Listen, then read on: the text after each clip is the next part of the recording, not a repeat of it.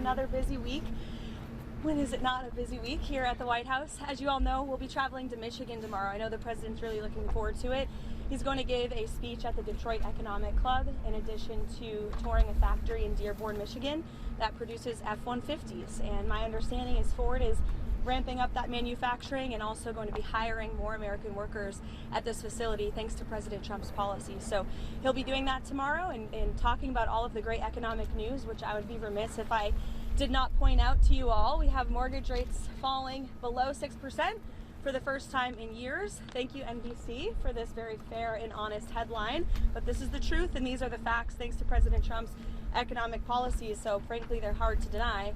And then again, we have the Washington Examiner out this morning with gas prices. The national average has fallen to $2.79 per gallon for the first time in nearly 5 years. So these were two of the biggest pain points for the American people, as you all know, under the previous administration. Gas prices, mortgage rates, interest rates, all things that this administration is committed to seeing fall. In addition to prices, we know core inflation is at its lowest point as it has been in 5 years. And so these economic policies are really coming into fruition now that we're in 2026. And we'll be seeing more tax cuts into the pockets of the American people later this spring as well. So it's all good news on the economic front, and I know the president looks forward to talking about that tomorrow in Michigan. I'll take some of your questions today. Does the president think that the Fed chair should be in jail? Thank you so much, Karoline. Jerome Powell, President Trump has mentioned on multiple occasions that the administration could probably bring a lawsuit against him. Did the president ever direct DOJ officials to open an investigation into Powell? No. And can you reassure the American public that his long-standing criticisms and public comments about Powell had nothing to do with the investigation? Look, the president has every right to criticize the Fed chair. He has a First Amendment right, just like all of you do. And one thing for sure, the president's made it quite clear, is Jerome Powell is bad at his job. As for whether or not Jerome Powell is a criminal, that's an answer the Department of Justice is going to have to find out, and it looks like they intend to find that out. Two more questions on the Fed for you. Senator Tillis is promising to hold up all Fed nominees until this legal matter with Jerome Powell is resolved. What does the president make of that? I haven't spoken to the president about Senator Tillis' comments. I'll leave that to our legislative affairs shop to figure out, and I'll let the president speak on that himself. Go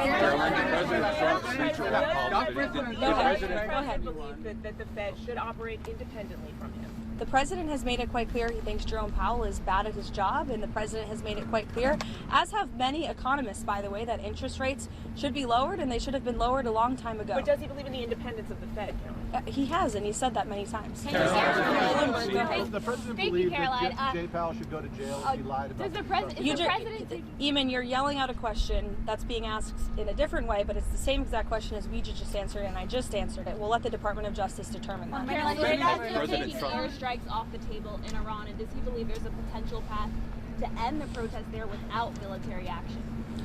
Well, I think one thing President Trump is very good at is always keeping all of his options on the table, and airstrikes would be one of the many, many options that are on the table for the commander-in-chief.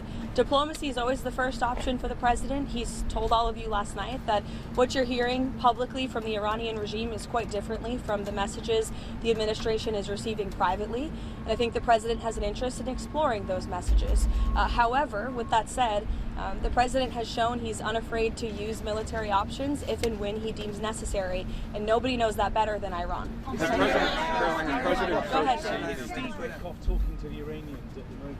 I understand that Steve Witkoff will continue to be a very important player in diplomacy with respect to Iran.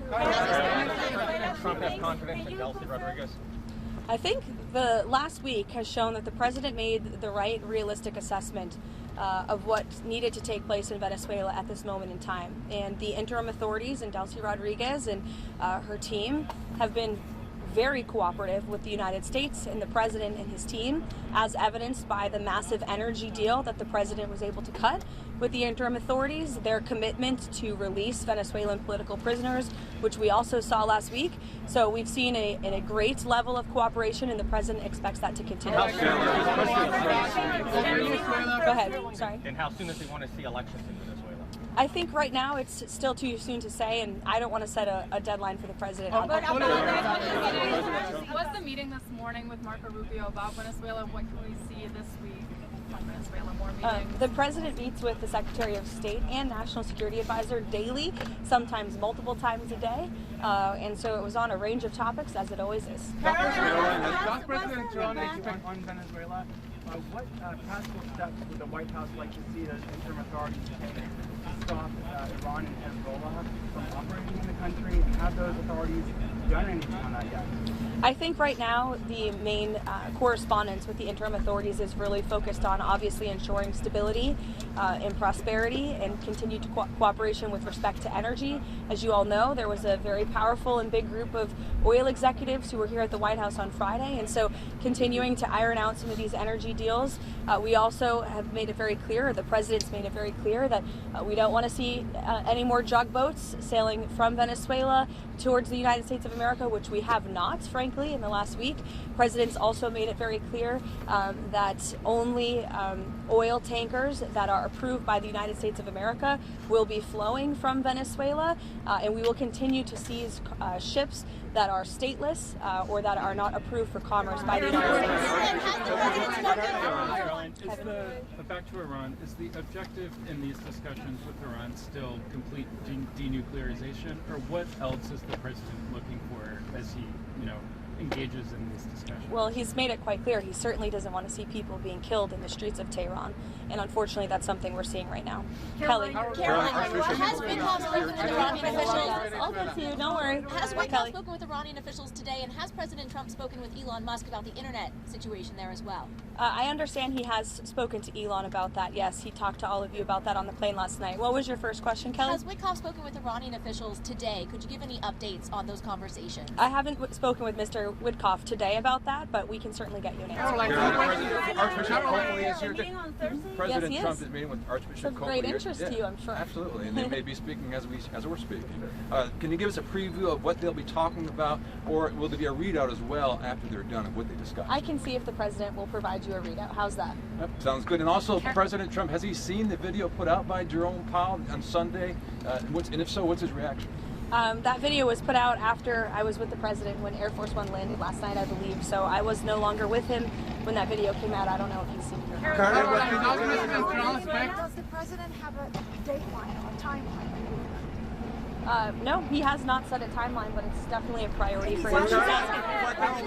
She's asking about Greenland, and I think the president was very clear last night. He said that he wants to see the United States acquire Greenland because he feels that if we do not, then it will eventually be acquired or even perhaps hostily taken over by either China or Russia, which is not a good thing for the United States or for Europe or for Greenland as well. Let's not forget, it would not just be in the best interest of the United States, but perhaps it would be in the best interest of Greenland as well to be part of the United States and protected by the United States. I can't even finish my answer. Everybody's screaming. Go ahead, Monica.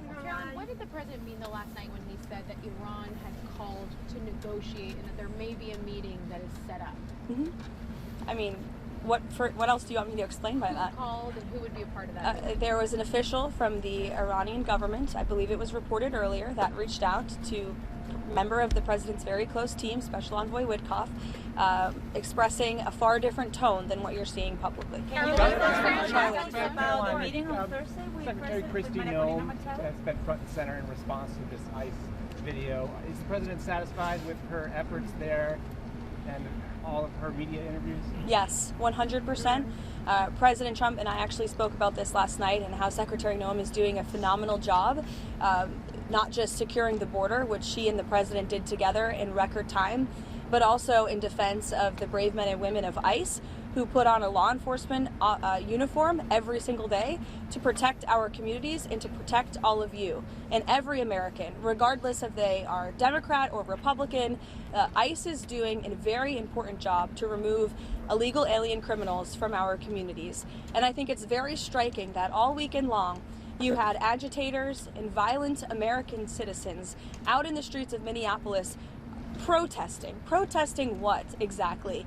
Apparently they are protesting the removal of heinous murderers and rapists and criminals from a city that I can guarantee you, when you look at the list of the illegal criminals that ICE is removing from our communities every day, not a single person in those protests and not a single person standing here that works in the mainstream media in Washington, D.C. would want those individuals in your neighborhood, in your community, around your children and around your families. ICE is doing an incredibly important job that's not just important to our homeland security, but our national security. And this administration will continue to stand wholeheartedly by the brave men and women of ICE, including that officer in Minneapolis who was absolutely justified in using self-defense against a lunatic who was part of a group, an organized group, to interject and to impede on law enforcement operations. And it's disgusting what we have seen from the left.